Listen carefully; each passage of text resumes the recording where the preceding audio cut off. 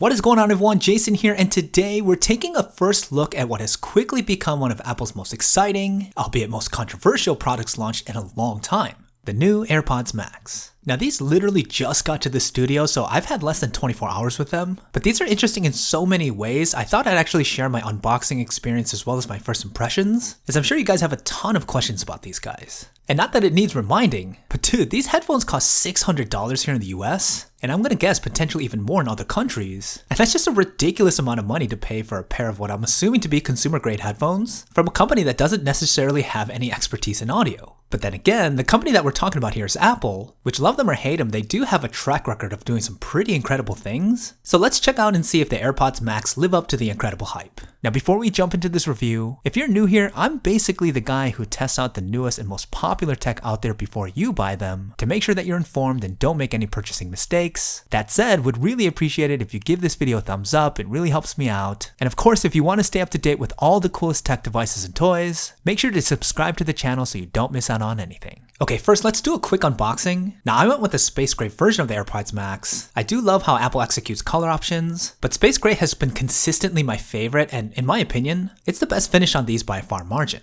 As soon as you open up the box, you're greeted with the headphones themselves. You really don't get much else, just a small pamphlet with your standard paperwork, and a USB Type-C to Lightning cable to charge up the AirPods Max. Now back to the headphones themselves. They come in the box already placed in this very odd case that's already been memed to death. And though I don't get the design, it does feel nice from a build standpoint. It's made out of a soft touch material that feels like the folio cases for the iPad. It has a nice magnetic latch to keep your headphones secure. And there is some functionality baked into the case itself, as putting the AirPods Max in them will initiate a super low power mode to preserve battery life. Now, as far as my first impressions on the case, it kind of feels like an afterthought, to be honest. I mean, headphone cases are designed to protect and make them easier to carry around, and frankly, I'm not sure how much this thing does of either. There's no protection at all for the top portion of the headphones. There's these weird slits that expose certain parts of the drivers, and using the headband as a carrying handle again seems like it was a reactive idea driven by this awkward design.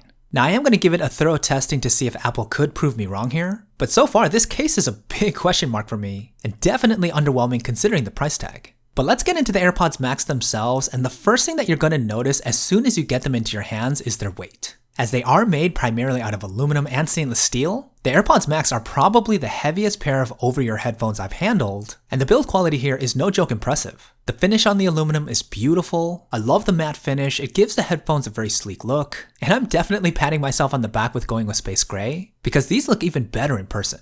You've got two primary buttons here, one to activate and deactivate the active noise canceling and transparency mode, as well as this blown up version of the Apple Watch's digital crown, which allows you to adjust volume, skip tracks, and activate Siri. The telescoping arms are made out of this glossy stainless steel that not only makes these look extra posh, but provides some great functionality as well. This is way better than the plastic click mechanisms that most headphones use, as there is a good amount of resistance, but not too much to where adjusting them is a pain.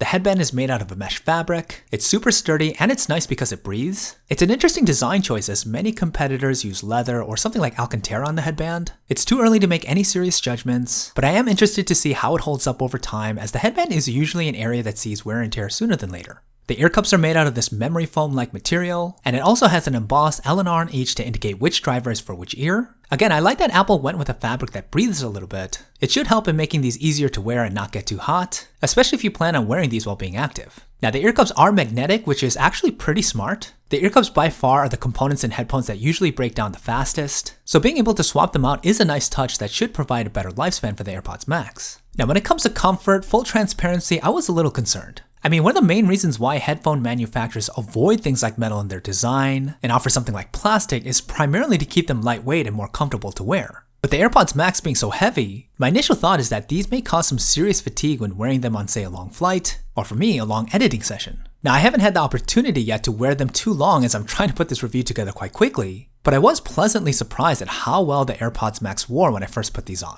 The ear cups formed a nice seal around my ears for really good noise isolation, and it didn't feel like my head or jawline was being squeezed, and there's no contact on any part of my ear itself, which is nice to see. The headband was also surprisingly comfortable on the top of my head, and the fine tuning that you can do with these adjustable arms really does help find that optimal fit for better comfort. And so far, I haven't had any neck pain or headaches, and I haven't had any issues with them getting hot. Now this is one area where I'm really going to need more time to put the AirPods Max to the test. I plan on using these for extended periods of time over the next few days, and though I still have some concerns, my first impressions when it comes to comfort is pretty good. But let's face it, the things you guys are most curious about is how the AirPods Max sound, and if it's as feature-rich as Apple is claiming it to be. So first, pairing these up is going to be a cinch if you have a modern iPhone. The AirPods Max have the H1 chip in each ear cup, which gives that instant Bluetooth pairing process, which is great. And the first thing that you'll notice once you put these on is the active noise cancellation that immediately activates. And man, it's quite an experience. There are a total of 8 microphones around the drivers that take in ambient noise in order to cancel them out, and it feels like you're almost transported to a different room as soon as the ANC kicks in.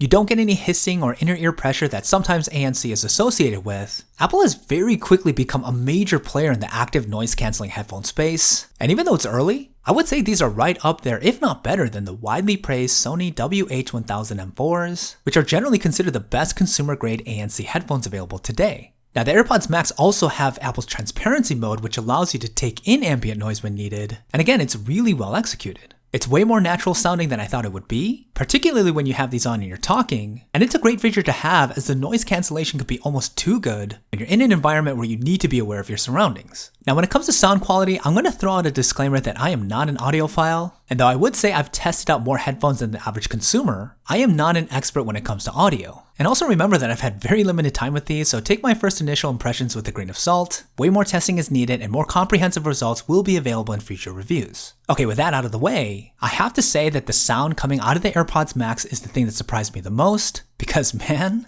it's pretty great. Not only is the sound profile super clean and really full, I'm kind of blown away at how wide the soundstage is, especially given that these are closed back headphones. You get some very punchy tight bass, crystal clear highs, and neither of which gets crunchy at all even when you crank up the volume to full blast. These sound fantastic for hip hop and EDM, and just as great for classical music and podcasts. There's no sound degradation when the ANC is turned on, and I'm not kidding. This is one of the most immersive listening experiences I've ever had with a pair of headphones. Now there's a ton of nice tech baked into the AirPods Max that also make for a unique user experience. There's a plethora of sensors inside the ear cups that allow you to do things like pausing the music when you take them off and resuming it when you put them back on. There's also an accelerometer and gyroscope in each driver, which allows you to take advantage of Apple's spatial audio. Something I would say for now is more of a novelty feature for most, and not something I'm going to go into in this review, but dude, it's pretty trippy and it makes for an even more immersive listening experience when you're using these to watch movies or TV shows. But overall, when it comes to my first impressions on sound quality, I'm going to just flat out say that I'm really impressed. Apple is not messing around here with their first pair of over-ear headphones. Now, as impressed as I am, it doesn't absolve the AirPods Max from having a ridiculous price tag. Yes, these look, feel, and sound amazing, and they have potential to get even better as I put these to the test, but even if they do, I'm pretty confident in saying that these are not worth it. No matter how you slice and dice it, the AirPods Max are consumer-grade Bluetooth headphones, and though they may beat out competitors in virtually every way, it doesn't justify them being more than 2 to 3 times the price. Now I actually have a pair of legit studio headphones coming in to do a more in-depth comparison when it comes to sound quality, and of course more comprehensive reviews on comfort and long-term use are also on the way, so make sure that you're subscribed to the channel so you don't miss out on those. What are your thoughts on the AirPods Max? Let me know what you guys are thinking, and I'll see you guys in the next one.